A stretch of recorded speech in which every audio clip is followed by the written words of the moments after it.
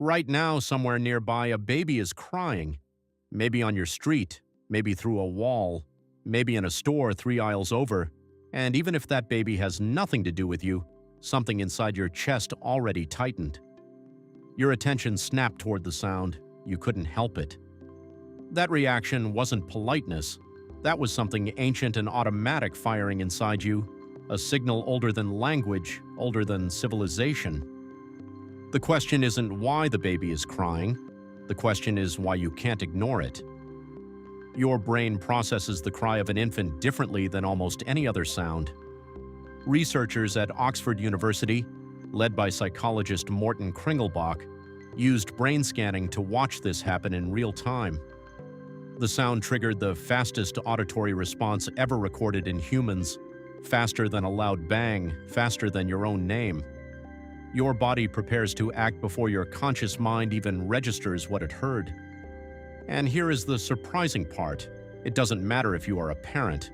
It doesn't matter if you've ever held a baby in your life. The response fires anyway.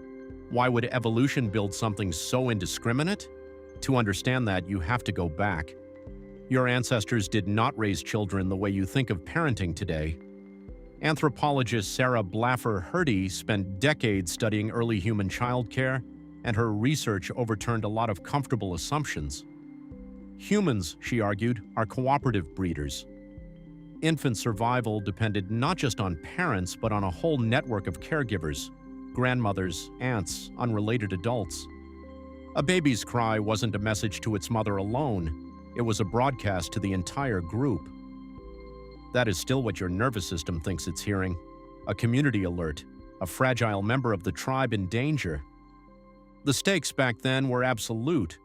An infant who cried and got no response had a much lower chance of surviving the next hour. Any adult who could hear that and feel nothing was a liability to the group. Over hundreds of thousands of years, the adults who responded were the ones whose group survived. Their descendants are you. The pull you feel is not sentiment, it is selection. A 2013 study in the journal PNAS by James Swain and colleagues at Yale found that the same survival circuitry fires whether the crying infant is your own or a stranger's. The difference is in degree, not in kind. Your brain does not cleanly separate your baby from someone else's baby at the level of basic alarm. It prepares you to act regardless. Now here's the part most people never consider. The cry itself has evolved just as deliberately as your response to it.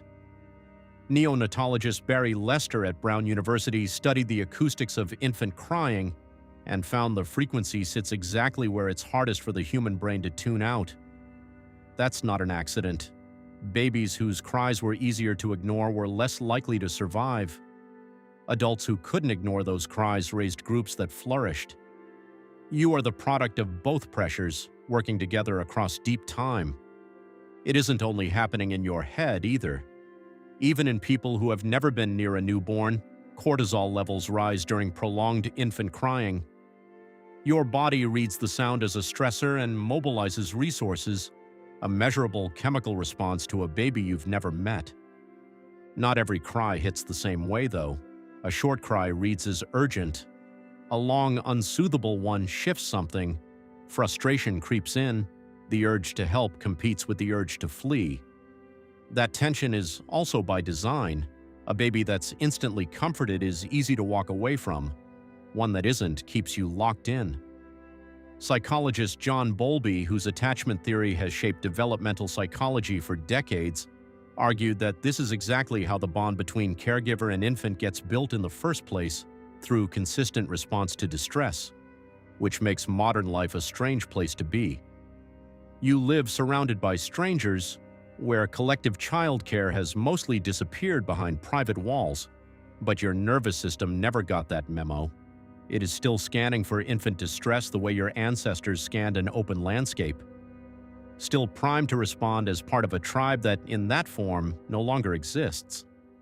So the next time a baby cries somewhere behind you in a cafe, and you feel that flicker of attention you didn't choose and can't quite suppress, know what that is. Not an annoyance. One of the oldest systems in the human body, doing exactly what it was built to do, the voice of your species, speaking across hundreds of thousands of years. For just a moment, you, being exactly the kind of animal that kept us all alive. Right now, somewhere nearby, a baby is crying, and now you know why you already heard it.